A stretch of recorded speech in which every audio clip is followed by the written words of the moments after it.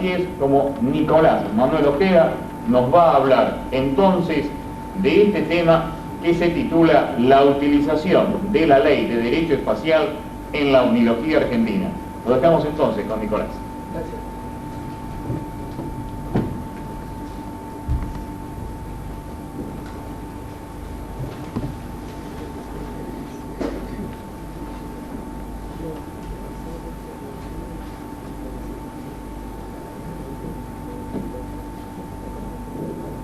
Ante todo es un honor encontrarme con ustedes, poder brindarles este humilde y pequeño trabajo que no hace nada más que acercarnos a algo que vamos a necesitar en un futuro próximo.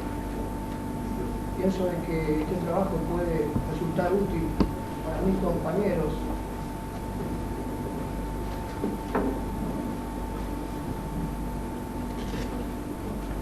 y colegas, al cual después de esta disertación voy a poner en manos del señor presidente la documentación que pacientemente he ido elaborando. Pero lo principal de ello es transmitirles a ustedes una documentación que pido sinceramente que presten mucha atención, porque es de gran valor y tal vez sea una clave de lo que hoy justamente el doctor Osejo nos dio a conocer. La utilización de la Ley del Derecho Espacial en la Unilogía Argentina. El 12 de mayo de 1986, en la ciudad de Rosario, y durante un breve curso sobre problemas actuales del derecho espacial y las telecomunicaciones, el doctor Manuel Augusto Ferrer, hijo, refiriéndose a satélites y objetos aeroespaciales, expresó: cuando un satélite está sobrevolando sobre los espacios aéreos subyacentes, está obteniendo información de los medios. Cuando algo así sucede, demuestra cabalmente que el problema escapa o está ya fuera de control. Con los derechos del espacio podemos resolver muchos imprevistos que se presentan con estos objetos. Creo, dijo el doctor Ferrer, que debemos ir elaborando los mecanismos pertinentes para resolverlos. Estas opiniones son evidentemente calificadas y dignas de tener en cuenta si trasladamos estos mismos conceptos al terreno de los ovnis. El doctor Ferrer está en lo cierto. Hace 19 años, un 11 de octubre de 1969, en Buenos Aires, durante el primer Congreso Interamericano sobre Investigaciones Científicas de Vida Extraterrestre, tuve el agrado de conocer por primera vez a uno de los juristas más destacados de nuestro país en materia de derecho espacial. Me estoy refiriendo al doctor profesor Aldo Armando Coca. Hablar sobre el profesor Coca es como penetrar en el túnel del tiempo. Año 1964, época en donde los primeros lanzamientos de cohetes proyectaban a la Argentina hacia el cosmos, época en donde autores y coautores de expertos en materia jurídica y espacial jalonaron el camino que hoy nosotros debemos transitar.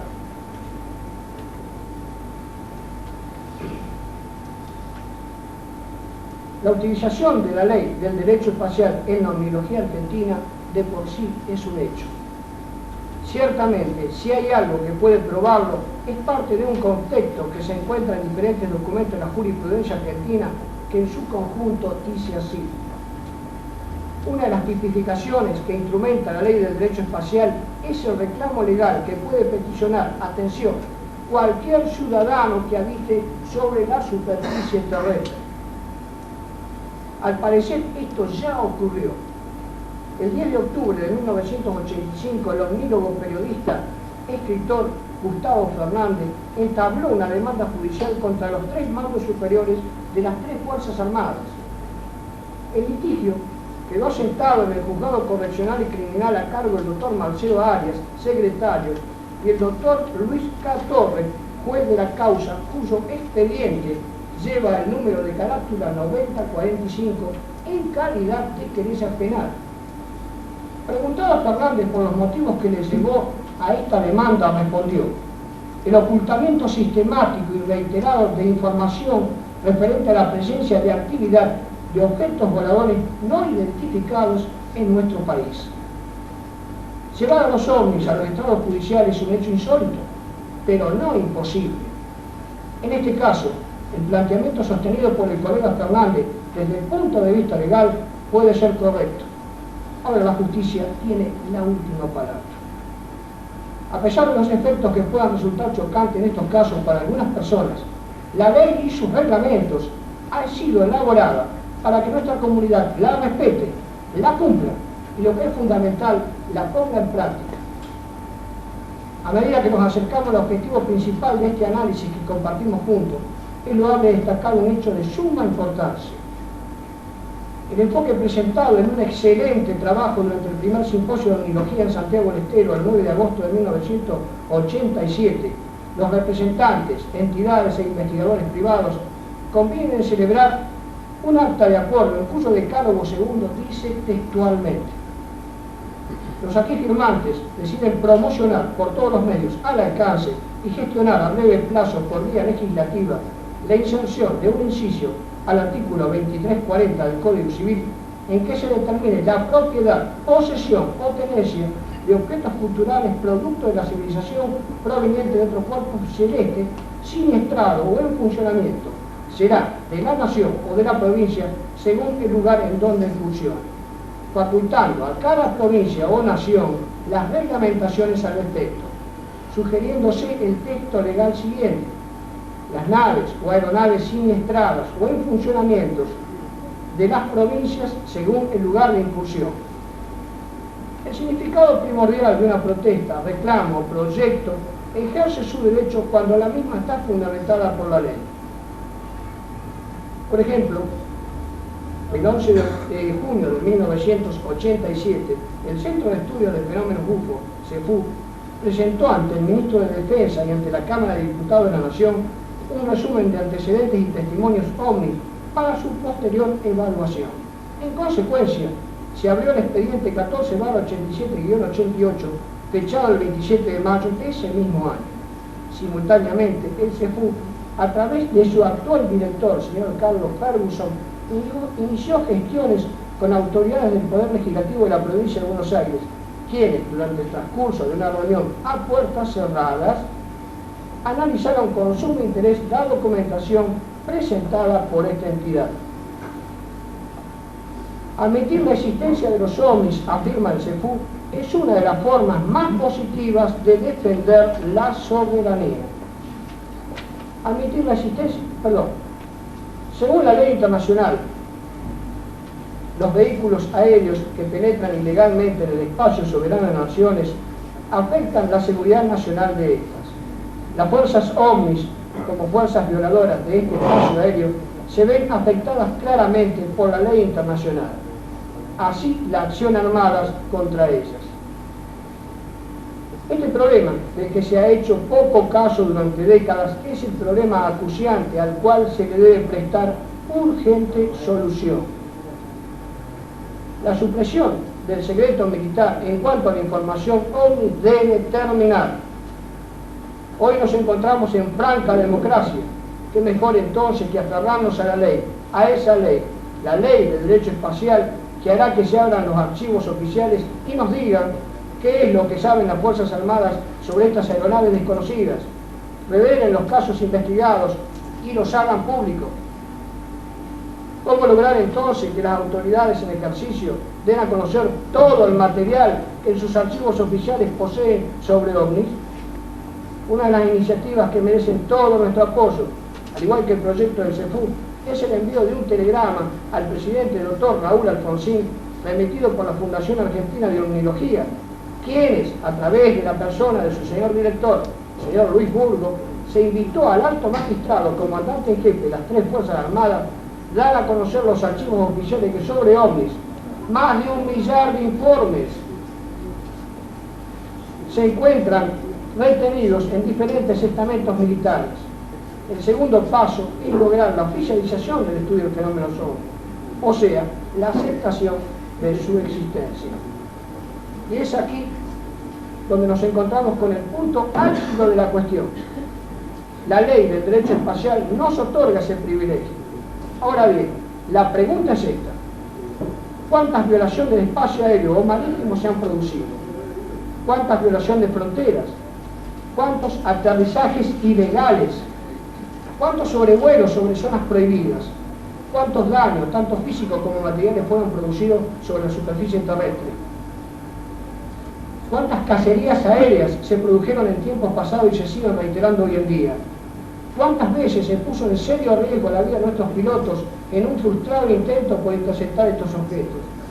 ¿Cuántas declaraciones sobre estos eventos fueron trasladados a los expedientes y sepultados luego en el mayor de los silencios? ¿Cuántas fotografías de ovnis fueron obtenidas por personal idóneos de las 3 Fuerzas Armadas? ¿Cuántas detecciones de radar fueron insertas en los libros de guardias de diferentes bases y archivadas más tarde como material confidencial? Ciñéndonos de la idea inicial con la que dimos comienzo a esta ponencia, debo reiterar aquí aquella frase que nos expresara el doctor Manuel Augusto Ferrer: cuando algo así sucede, demuestra cabalmente que el problema escapa o está ya fuera de control. Con los derechos del espacio podemos resolver muchos imprevistos que se presentan con estos objetos. Creo que debemos ir elaborando los mecanismos pertinentes para resolverlos.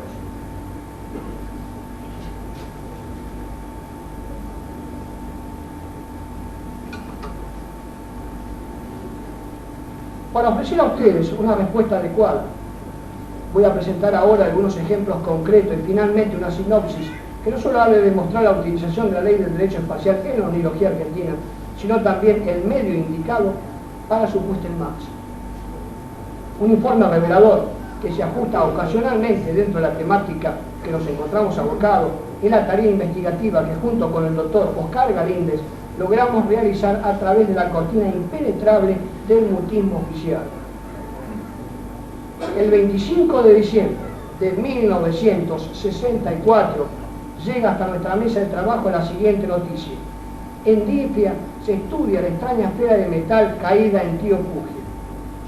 Los más variados comentarios han motivado en Tío Pugio y más tarde en Villa María la caída en las proximidades de aquella población de una esfera metálica simultáneamente con 2 fuertes explosiones. En un campo de lugar distante a pocos kilómetros de Tío Pugio, cayó a tierra un objeto metálico de forma esférica. Según los testigos presenciales, el mismo llegó a tierra provocando 2 violentas explosiones, habiendo caído a solo 20 metros de un vecino que desempeñaba tareas rurales. Ocurrió el día 23 cerca del mediodía en el campo de Don Francisco Bellón, y según referencia, la esfera tocó tierra en estado incandescente, despidiendo un intenso resplandor que obligaba a quienes llegaron allí a mantenerse un tanto alejados del mismo. Hasta aquí la información periodística que el diario Córdoba publicó en su edición vespertina. A mi entender, tal circunstancia resultaba muy intrigante, pero los obstáculos que más tarde se habrían de presentar nos daría la respuesta de la dimensión real que el hecho por sí solo estaba demostrando. Informe redactado por el doctor Oscar Galíndez en su carta del 23 de enero de 1965. Además, lo dice el doctor Galíndez, y con relación al extraño artefacto caído en Tío Pugio el 25 de diciembre último, cumplo notificar a ustedes que he principiado una investigación por cuenta propia, a los fines de recabar las informaciones relativas al caso. Así, en el Servicio de Informaciones de Aeronáutica se me notificó que tales detalles solo me serían proporcionados en DIFIA, donde precisamente se está estudiando el artefacto esferoidal. Pero una vez en esa repartición me indicaron que en el laboratorio de materiales pondrían en contacto con quienes tienen a su cargo los análisis respectivos. Allí pues tuve la oportunidad de platicar con el ingeniero Adamo, que según me refirió es quien tiene bajo su dirección la investigación del extraño objeto de Tío Pugio. Pero era aquí otro impedimento: esa persona no podía suministrarme ningún tipo de información, dado que no estaba autorizado para ello. Y no obstante mi propósito de obtener alguna referencia extraoficial, todo esfuerzo fue infructuoso y vano. Había una orden expresa y terminante del comodoro Aldo Scioli de no proporcionar ninguna particularidad al respecto. Como consecuencia de ello, intenté pues comunicarme con esta última persona, que a título planetario es el director del Instituto de Investigaciones Aeronáuticas y Espaciales, pero lamentablemente, y a lo largo de una semana, no he podido exteriorizar aún mi deseo. Así, toda vez que he requerido su presencia, se me han manifestado que no se encontraba en su despacho. ¿Casualidad o es profeso? No lo sé. Pero lo cierto es que no escatimaré esfuerzos para lograr los informes necesarios. Lo indudable, lo innegable, empero, es que todo es hermetismo, todo es evasivo. Los periódicos de esta provincia ya no hacen ningún comentario sobre el particular. Todo ello ha permitido suponer al hombre de calle que acaso estemos en presencia de algo más que un simple resto de satélite. Y ello es debido en sumo grado a la cortina de silencio que se ha tendido y esbozado sobre el caso. Todo esto me recuerda además que a mediados de junio de 1964 cayó en un campo vecino de San Francisco Córdoba un raro artefacto piramidal. Traído pues a esta ciudad para su estudio, se tejieron toda clase de conjeturas, no faltando incluso las sensacionalistas que nunca restan en casos como estos. En tal oportunidad, los servicios investigadores de la aeronáutica se abocaron al estudio del pequeño aparato, dando un comunicado al día siguiente sobre el resultado de los análisis. Se trata, expresaron, de restos de un globo atmosférico con su correspondiente transmisor. Desde luego, dice Galíndez, que todo habrá sido realmente así, dado la premura y celeridad con que se informó al vulgo sobre estos estudios. Pero el caso del tío Pugio es distinto. En un primer momento se aseguró, debe ser el remanente de algún satélite norteamericano o soviético. Se dará un comunicado en brevedad a los pocos días. Pero ya han transcurrido más de 30 días de ese suceso y todavía no solo cunde el silencio, sino también la excitación, especialmente en aquellos que en principio creyeron de buena fe en esas primeras declaraciones. Y así que muchos se preguntan, ¿se puede tardar tanto tiempo en descubrir si es un satélite? ¿Por qué los rusos o los yanquis no han enviado a algún científico para reconocer si el artefacto les pertenece? ¿Por qué no se ha informado sobre la presunta nacionalidad del aparato? ¿O por qué ninguna de las grandes potencias ha reclamado la pérdida o extravío de alguno de sus proyectiles dirigidos o parte de ellos? De todas maneras, y aún no ha callado o apagado los ecos del comentario, otro hecho similar vino a sacudir la opinión pública. Se trata esta vez de la extraña caída de un cigarro en la base Mendoza, que al igual que el caso de Córdoba, se vio también cubierto por un manto de silencio. Igualmente, el hecho que el aparato no haya dejado al caer huella o vestigio alguno del que vamos a hablar más adelante, ha permitido suponer y juzgar que fue frenado por algún mecanismo desconocido. ¿Qué es lo que puede retener en parte la caída de un cuerpo, además de un paracaídas retrocohete? Que se sepa ninguno. De ser así, ¿dónde está el paracaídas o retrocohete? Es muy probable que jamás lo hubo. Quizás algo, aún incógnito para nosotros, lo detuvo para depositarlo luego sobre la superficie desértica de aquella zona. Crónica matutina, Buenos Aires, 13 de enero de 1965, Mendoza. A 4 kilómetros de la población de San Miguel, en el departamento de La Valle, situado al norte de la provincia, fue hallado un misterioso artefacto que por su característica no fue posible identificar. El hallazgo fue comunicado por puesteros a las autoridades policiales de esta ciudad, las cuales dispusieron la partida de comisiones hacia el lugar donde fue encontrado el artefacto. Posteriormente se informó que un avión Cessna 182 sobrevoló la zona donde se descubrió el extraño artefacto, pero fue imposible aterrizar cerca del mismo, dado el estado fangoso del terreno. No obstante, el artefacto fue identificado, siendo distinguido a gran distancia por su intenso brillo. Tiene la forma de un cigarro de aproximadamente 8 metros de largo y unos 50 de diámetro, y termina en forma de cono, con un gran orificio a modo de tobera. La comisión que viajó en avión hasta el lugar del hallazgo tomó fotografías del extraño aparato, que a pesar del brillo que emanaba sus estructuras, las fotografías fueron posibles de ser captadas. Las secuencias no serán difundidas a la prensa, tal como lo dispuso el jefe de policía Comodoro retirado José María Ramos. Cabe señalar que en esta ciudad no se suministró información oficial alguna sobre el particular. Por otros conductos, se supo además que el día de mañana partirá nuevamente una comisión con un fotógrafo de la Casa del Gobierno para retirar el misterioso cigarro que será objeto de intensos estudios. De no haber otros, en alguna parte del territorio, este es el segundo cuerpo espacial que cae en suelo argentino en menos de 30 días.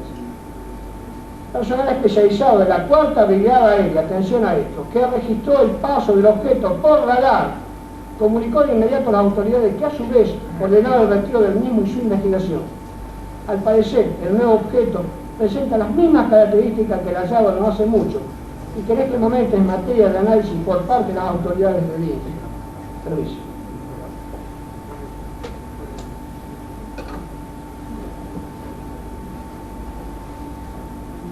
Las graves fallas que se perciben cuando estas han sido presentadas contribuyen a acrecentar la posibilidad de que algo ha sido ocultado.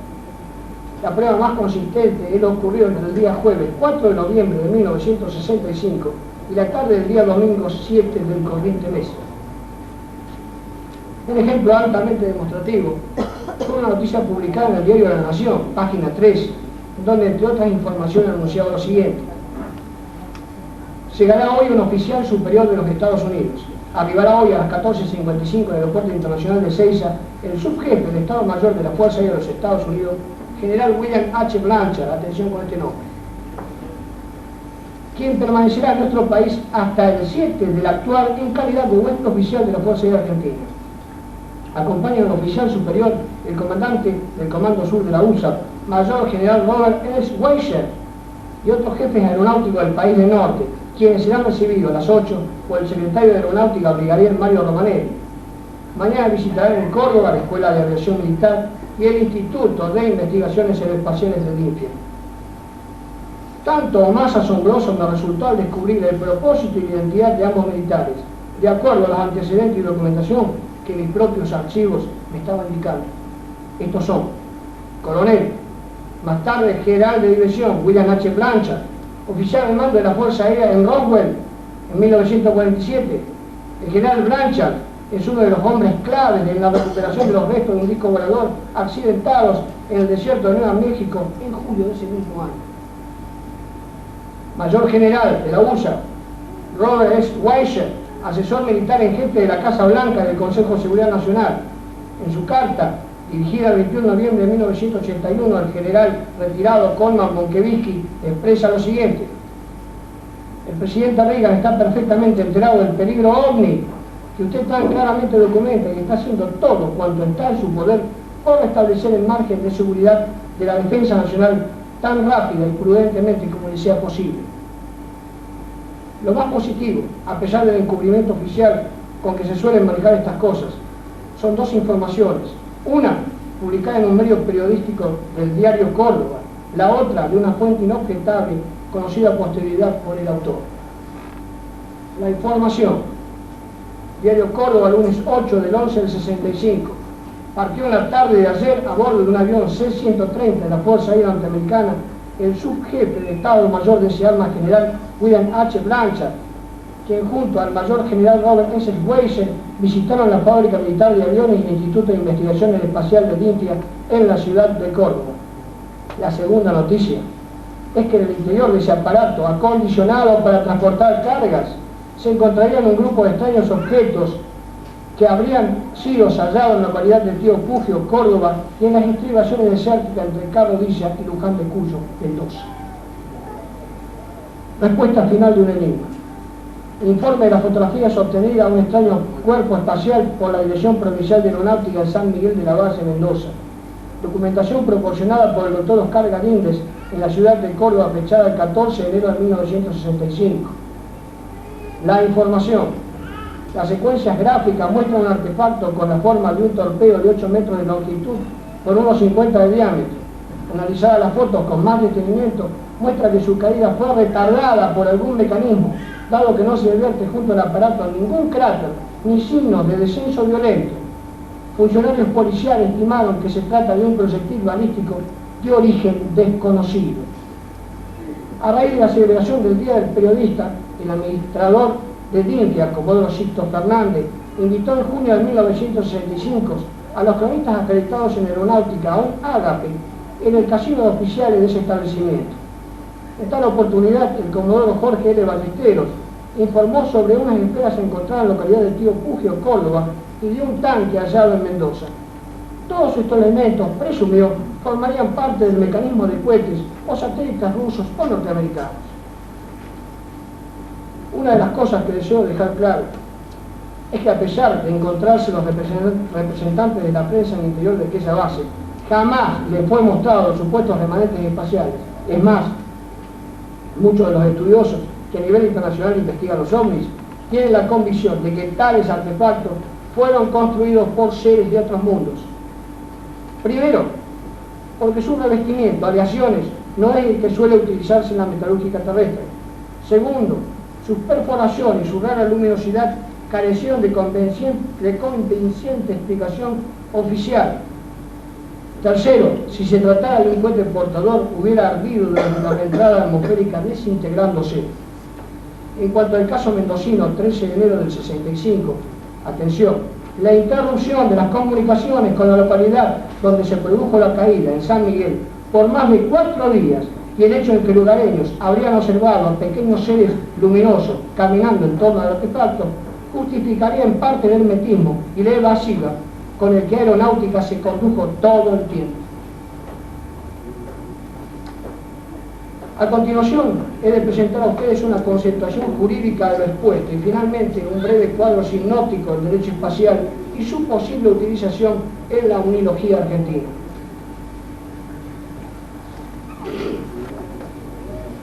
Conceptuación. Los vehículos espaciales son cosas muebles registrables.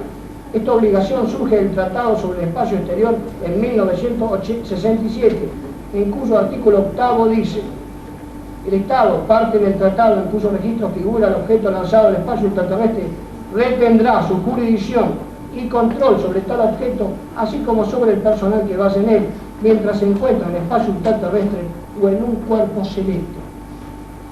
Acuerdo sobre devolución.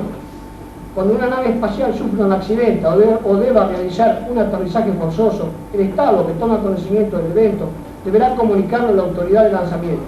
Si no pudiese identificarlo, deberá hacerlo público por todos los medios de difusión que posea y comunicarlo al Secretario General de Naciones Unidas, quien difundirá la noticia. Se establece también que cada Estado retendrá su jurisdicción y control sobre todo objeto espacial, así como el personal que vaya en él. Si ocurriera el accidente en alta mar o en territorio no sometido a jurisdicción de ningún Estado, corresponde prestar ayuda al Estado que esté en condiciones de hacerlo, siempre informando a la autoridad de lanzamiento y al secretario general. Para ser restituidos los objetos espaciales, la autoridad de lanzamiento deberá de suministrar todos los datos posibles para su identificación. Si no pudiese identificarlo, deberá hacerlo público por todos los medios de difusión que esté a su alcance. Cuadro sinóptico del derecho espacial, fenómenos espaciales. Legislación jurídica ratificado por el Decreto Ley 17.989/68, artículo 5, sobre la denuncia de cualquier fenómeno. Atención, dicho esto en la más amplia aceptación que hayan observado los astronautas en el espacio exterior como en los cuerpos celestes. Este decreto incluye también el artículo 36 del Código Aeronáutico. Legislación del derecho espacial, resolución jurídica ratificado por Argentina, según el Decreto Ley 17.989/71. Ejemplo: recuperación de objetos espaciales, salvamento y devolución de cosmonautas, responsabilidad por daños causados por artefactos espaciales u otros objetos sobre la superficie terrestre. Definición: objeto espacial significa estructura, subcomponentes y elementos propulsor. Convenio sobre responsabilidades por daños causados a superficie terrestre. Ley 14.307, artículo 159, Código Aeronáutico. Extensión del espacio aéreo. Acuerdo internacional sobre el límite o techo máximo que se interpreta como violación del espacio aéreo. Ley 17.989/68, artículo 222 del Código Aeronáutico. Acuerdo sobre asistencia y salvamento. Esta legislación corresponde a personas y objetos lanzados al espacio. Decreto Ley 17.989/71. Investigación de aviación, de accidentes de aviación. Ley 14.307, artículo 181-208, primer párrafo, periodo 1958. Violación del espacio aéreo. Ley 14.307, artículos 24, 186, periodo 1958.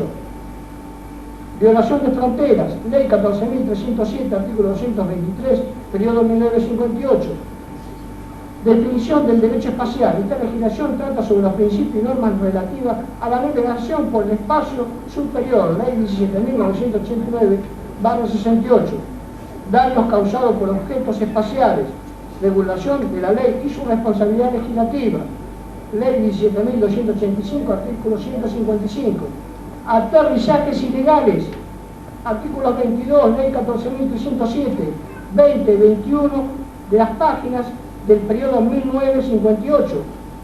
Aeronaves, definición o concepto de tales aparatos según ley, decreto 14.307, artículo 36 del Código Aeronáutico. Vuelos sobre zonas prohibidas, legislación sobre el decreto ley 14.307, artículo 222 del Código Aeronáutico. Indemnización por daños. Esto sería por daños causados a terceros en la superficie terrestre por objetos espaciales, aeronaves, etc. Decreto ley 14.307, artículo 155 del Código Aeronáutico. Seguros. Estos son por las personas afectadas o lesionadas. Prescripción por daños causados a terceros en la superficie terrestre, según el día y año en que fue producido. Artículo 228 del decreto ley 14.307 del Código Aeronáutico. Daños. Convenio de Roma 1952 sobre daños causados a terceros en la superficie por aeronaves extranjeras, ratificado por ley, decreto 17.404, votado por la Argentina. Artículo 5, inciso F del Código Aeronáutico. Circulación aérea. Prohibición o restricción de actividades aéreas por aeronaves extranjeras. Legislación según decreto ley 14.307, artículos 7, 8 y 24 del Código Aeronáutico. A manera de epílogo, la ley del espacio ultraterrestre no solo se encuentra en su etapa de formación. Debemos actuar con prudencia y cuidado, aprovechando plenamente los acuerdos alcanzados. Debemos hacer de ellos una realidad viviente y continuar nuestros esfuerzos por realizar otros convenios. El proyecto de la Ley de Utilización del Derecho Espacial de la Universidad Argentina puede y debe convertirse en un documento de importancia básica en nuestro futuro inmediato. Por ello, debemos facilitar la cooperación de todos nosotros. La tarea, como podrán apreciar, no es fácil, pero si conseguimos nuestro objetivo, podremos ofrecer protección legal a ese gran logro del genio humano en nuestros descubrimientos e investigaciones del espacio ultraterrestre. Ello será, sin lugar a dudas, para beneficio de nuestra generación y de las generaciones que vendrán después de nosotros. Muchísimas gracias.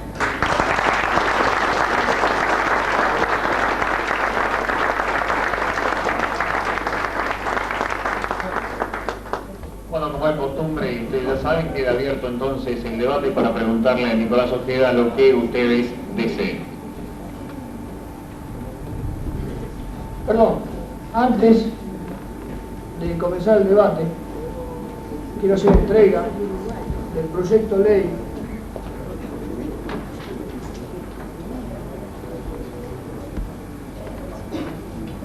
de Derecho Espacial de la Universidad Argentina, donde están todos estos códigos que he leído, hechos en leyes, que quiero entregar un duplicado al señor presidente del país, Adrián Picarotti.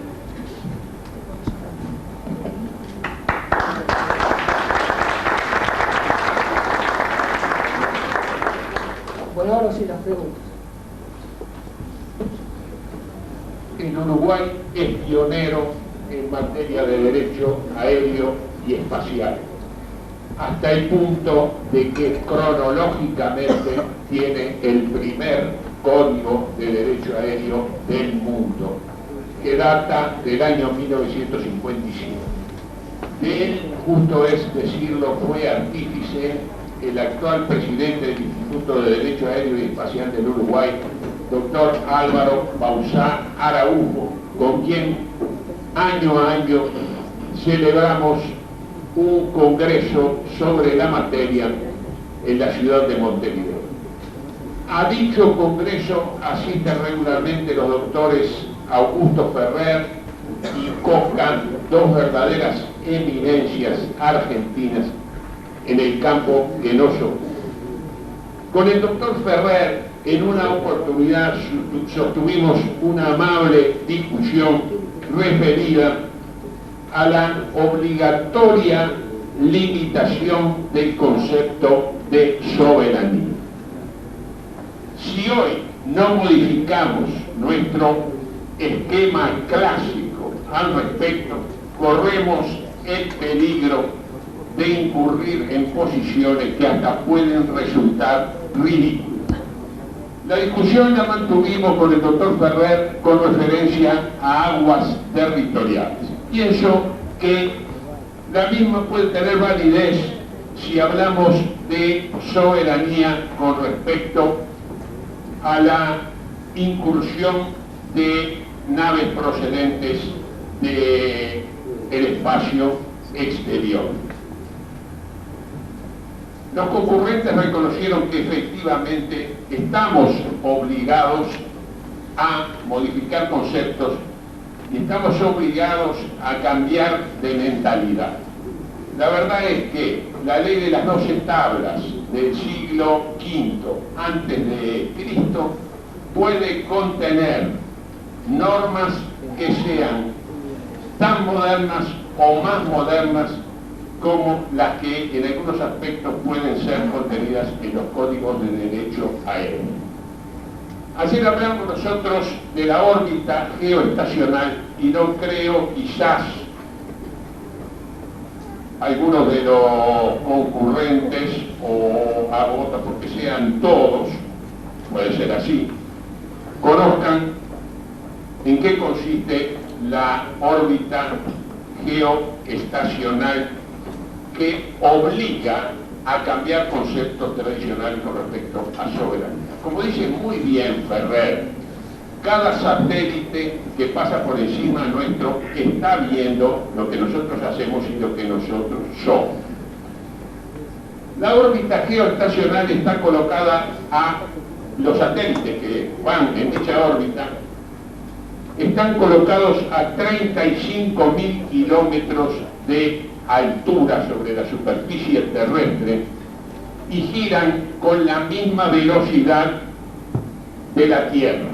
Quiere decir que están entonces constantemente ubicados sobre las naciones del Ecuador sobre las cuales fueron colocados. De modo que cualquier nación que se encuentre a la altura del Ecuador está desnuda, está totalmente descubierta frente a un satélite ubicado en la órbita geoestacional. Dio ello lugar a reacciones varias que uso con toda intención el adjetivo, dio lugar a reacciones que a nosotros nos parece justamente ridículas. Se sienten afectados en una situación que da resultados concretos positivos a la humanidad entera, porque ustedes saben bien que las funciones de los satélites, de cualquier satélite, son múltiples, pueden ser a veces fines militares los que llevan a su ubicación, pero en general el satélite representa un avance grande en la tecnología humana. Cuanto más rechazable ha de ser el concepto de que la soberanía se puede mantener en toda su integridad frente a posibles incursiones de extraterrestres que en absoluto podemos dominar, ni siquiera controlar, ni siquiera dirigir. No quiere decir esto que de un día para otro lancemos por la borda el concepto del cual nos hemos alimentado desde que tenemos noción de ser naciones constituidas. Sería prácticamente imposible obligar a la mente humana a un cambio tan radical, pero es evidente, es evidentísimo que los hechos nos llevan gradualmente a una modificación del concepto de soberanía. Y por otra parte, sí, ya termino prácticamente. Por otra parte, se pueden dar ejemplos varios de las situaciones en que fue modificado. Gracias.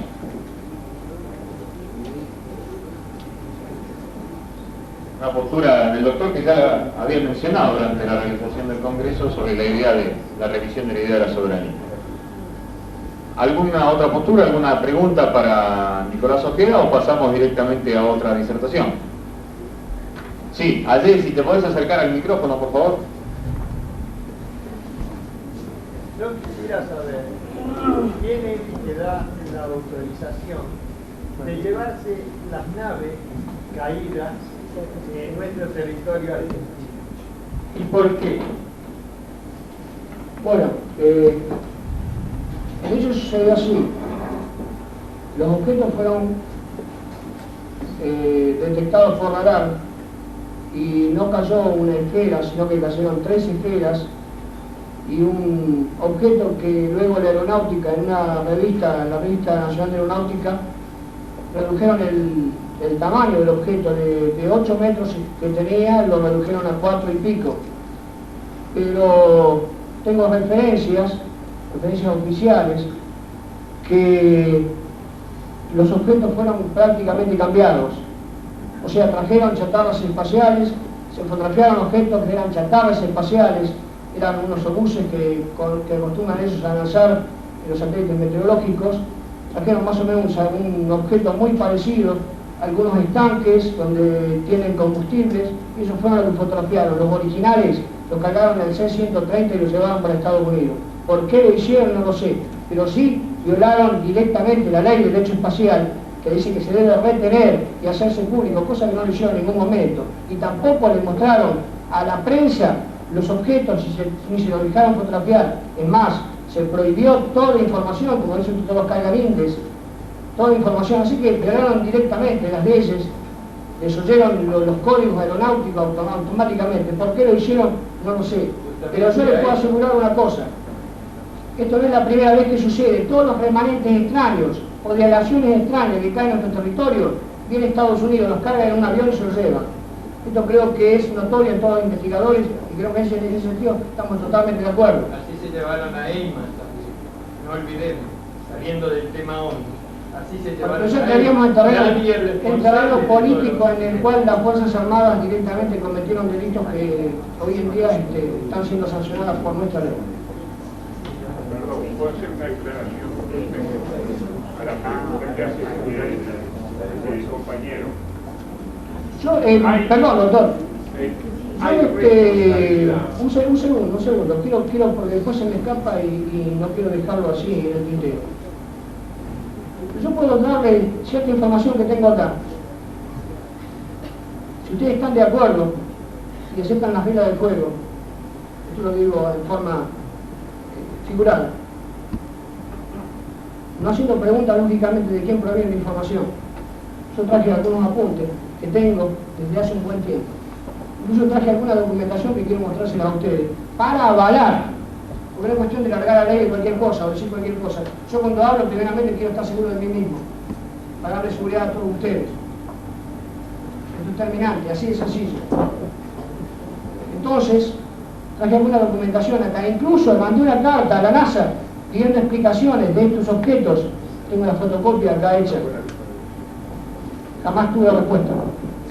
Incluso aún siendo colaborador y mandarme material y estar como estudiante de Derecho Espacial, me mandaban mucho material, estoy muy agradecido, pero cuando yo hice preguntas respecto a esos objetos, automáticamente no tuve más respuestas. Tengo acá la carta, que tengo incluso el recibo del correo. Quiero mostrárselo a todos ustedes. Si ustedes están de acuerdo, hay una documentación que quiero mostrárselo. Y que quieren leer aparte algunos escritos y apuntes que tengo justamente de ese caso, desde hace muchísimo tiempo. Si es así, si están de acuerdo todos, perfecto, gracias. Yo quisiese, y me siento obligado como abogado y como profesor de Derecho a hacer algunas aclaraciones. Acá se invocó el caso Eyman, que fue una tremenda violación de la soberanía, objetivamente considerada. Pero las convenciones, usted se refirió a la Convención de Roma de 1952, podríamos hablar de unas cuantas más, y por norma general se establece la responsabilidad de quienes son los promotores de los lanzamientos.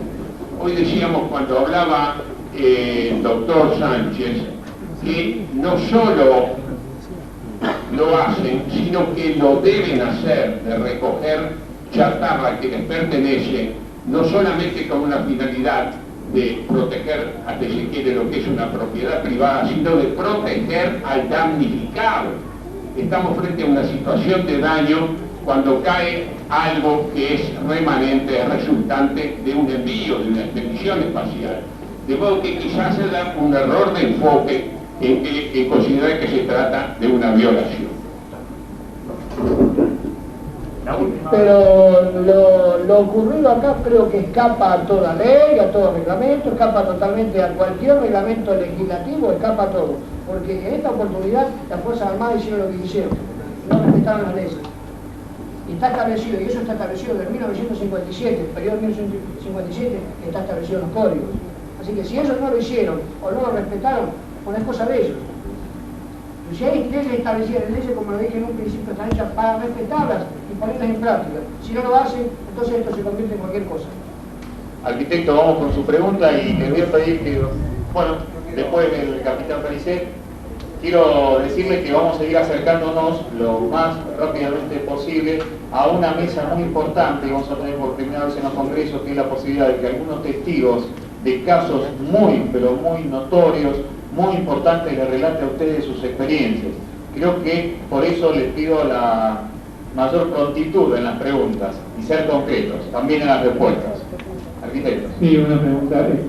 Se hizo referencia a algo similar a lo que había ocurrido con las Fuerzas Armadas, que se tomó acción después legal, ¿no es cierto? Con respecto a este caso que usted hizo referencia, cuando vio en el espacio y se llevan los artefactos y todo, yo pregunto, ¿no se puede tomar ninguna acción legal? Que lo hagan. Pregunto si, nosotros... Sí, lógicamente que se puede tomar una acción legal. Y la pregunta es, no se puede retirar. ¿no se quiere hacer? ¿No hay quien lo haga? Tiene que ser retención, como dice. No, la acción del reclamo, ¿no hay camino para hacerlo o no hay lo que hacer? Lógico, cualquier argentino tiene el derecho legal de hacerlo. Será cuestión de preguntarnos por qué no lo hacemos. De ahí caía la culpa nuestra, ¿por qué no lo hacemos? Yo creo que lo dije en un principio, el derecho legal de cualquier ciudadano sobre la superficie terrestre, estoy hablando del orden, estoy hablando de este país. Sobre todo quienes tengan algunos elementos comprobatorios, habría que hacerlo. Es más que suficiente, por supuesto. La última pregunta, el capitán Pericet. Sí, estoy en desacuerdo con usted cuando dice que el problema de violación de la ley con las Fuerzas Armadas es un problema de las Fuerzas Armadas, es un problema del presidente de la Nación, el comandante en jefe de las Fuerzas Armadas, quien debe sancionar a los violadores de la ley. El doctor Ilia... Yo no voy a, con determinado decir, tal militar o tal militar, o sea, quien estuvo a cargo en ese momento, quien no cumplió el reglamento, ¿cierto? Que lo leí específicamente, y no lo hizo, pero será responsable de él de no haber cumplido, porque eso tiene que ser retenido y ser dado a conocer públicamente por todos los medios de difusión, lo dice la ley. Si no lo hace... Claro, yo quiero puntualizar que el doctor Ilia es responsable por omisión de no cumplir con lo que corresponde. No, vamos a decir una cosa. Y yo soy militar, ¿cómo no voy a reaccionar ante lo que usted dice?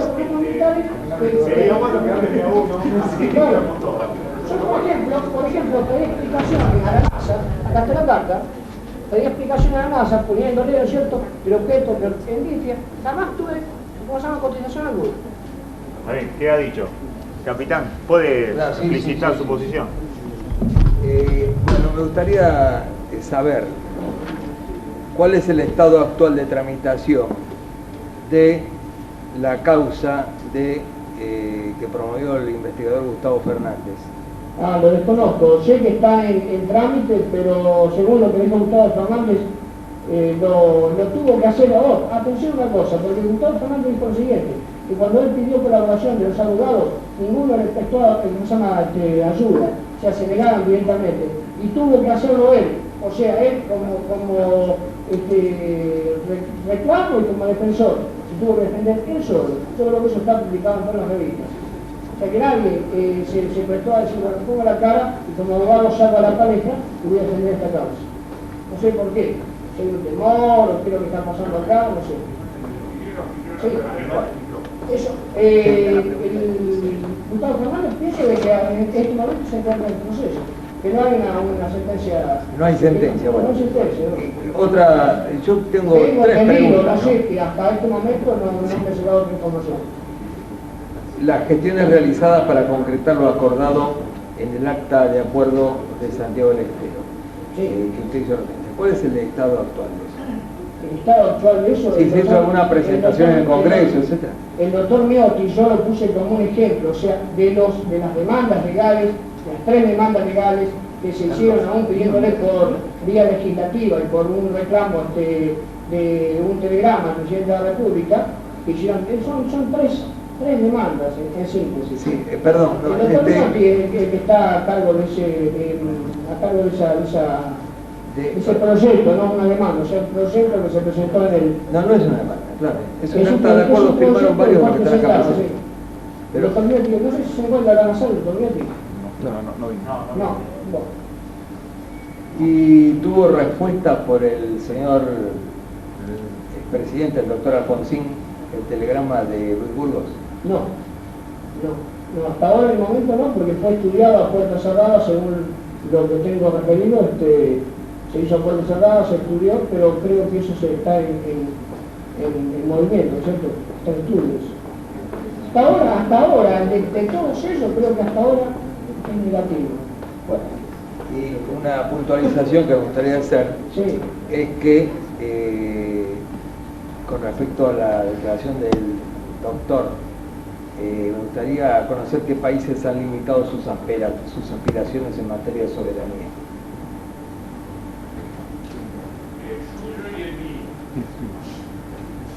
Por el tratado de Martín García, digamos.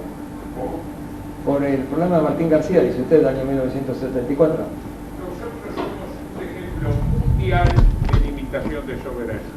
Argentina y Uruguay. Verdaderos adelantados en limitación de soberanía. Yo puntualizo el hecho porque eso se acordó en el gobierno del presidente Perón. El problema del Tratado del Río de la Plata, ¿a eso hace referencia usted? Por decir, ¿Es eso? el primer caso que me viene a mente bueno. y de reacción repetitiva.